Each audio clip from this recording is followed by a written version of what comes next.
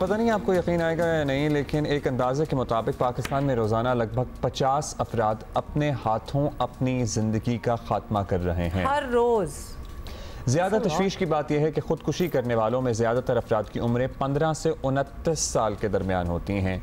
जहनी अमराज के माहिरीन के मुताबिक मुल्क में नौजवानों में मौत की चौथी बड़ी वजह खुदकुशी बन रही है। बदकिस्मती से पाकिस्तान उन मुल्कों में शामिल है जहाँ लोग जहनी और नफ्सियाती मसाइल को इतनी अहमियत नहीं देते जिसका तकाजा सर्टनली ये मसाइल करते हैं। वर्ल्ड हेल्थ ऑर्गेनाइजेशन ने 2019 में अपनी रिपोर्ट में बताया था कि पाकिस्तान में 2019 में 19,331 अफराद ने खुदकुशी की थी। जस्ट इमेजिन, जिनमें से 14,000 मर्द और 4,560 खवातीन शामिल थी। तो और सिर्फ अगर यही हम नहीं, पाकिस्तान इस में डेटा को देखें तो मर्दों की तादाद लिटरली खवातीन की 3 गुना है खुदकुशी करने वालों में।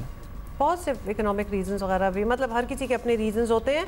लेकिन खैर एनीवे, सिर्फ यही नहीं, पाकिस्तान में ख़ुद को जानबूझकर नुकसान पहुंचाने वालों की तादाद सालाना 1 लाख से भी ज़्यादा है। जो बच जाते हैं, जो खुदकुशी की कोशिश करते हैं। मगर आप किसी भी प्राइवेट या सरकारी अस्पताल की इमरजेंसी में चले जाएं, एवरी टाइम कभी जाना हुआ किसी को लेके खुद बीमार हो गए, 2 बेड छोड़ के या 1 बेड छोड़ के कोई ना कोई ऐसा केस ज़रूर होता है जिसका मैदा वॉश हो रहा होता है, जिसने गोलियां खाई नहीं होती हैं और खुदकुशी की कोशिश की होती है। अच्छा, माहिर सेहत साबिक मामून खुसूसी बराए सेहत डॉक्टर जफर मिर्जा हमारे साथ हैं, उनसे बात कर सकते हैं। डॉक्टर साहब, बड़े अलार्मिंग स्टैट्स हैं ये आलमी इदारा सेहत की रिपोर्ट में जो नंबर्स आए हैं बड़े खौफनाक हैं। पाकिस्तान में खुदकुशी के इतने वाकयात होते हैं और ऐसा करने वालों में ज़्यादा तादाद नौजवानों की बताई गई है, तो आपकी नज़र में इसकी क्या वजह है? ऑल्दो वजूहात काफ़ी दी भी हैं, but what do you think?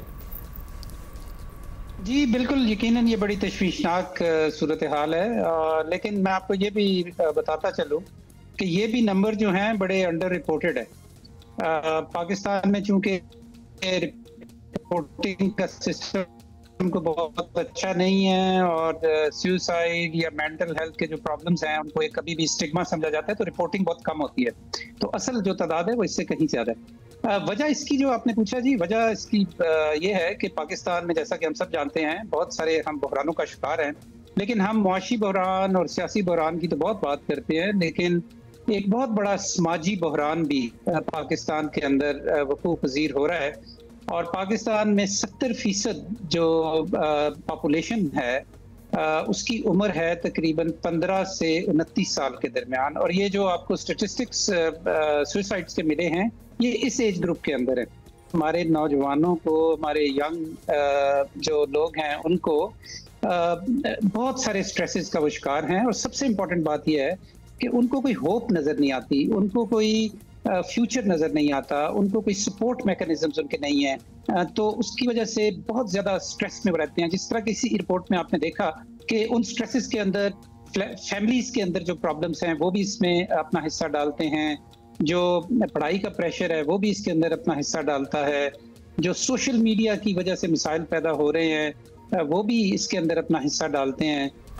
अच्छा, लेकिन डॉक्टर साहब एट द सेम टाइम हम बतौर कौम एज अ सोसाइटी भी अब तक दिमागी सेहत को जिस्मानी सेहत के बराबर अहमियत नहीं दे पाए, करीब भी नहीं ला पाए।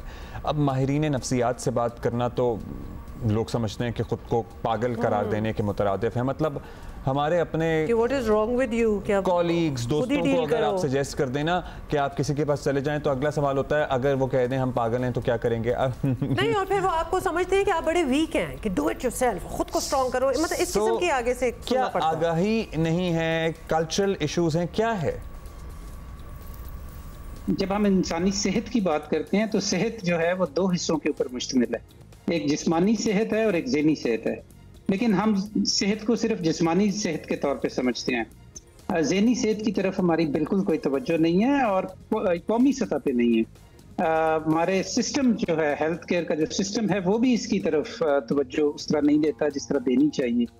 तो यकीनन जब हमारी सोच ही इस तरह की होगी और उसके साथ हम बहुत ज़्यादा स्टिग्मा अटैच कर देंगे, तो फिर यही होगा कि अगर लोग मुतासर हो भी रहे हैं और लोग पिस भी रहे हैं, सफ़र भी कर रहे हैं, तो वो फिर किसी को बताते भी नहीं, और जाएं भी तो कहाँ जाएं? उनके पास कोई रास्ते भी इस तरह के नहीं हैं कि जहां आसानी से और इस एतमाद के साथ कि उनकी कॉन्फिडेंशियलिटी जो है वो बरकरार रहेगी, वो अपनी तकलीफ दूसरों तक पहुंचा सकें।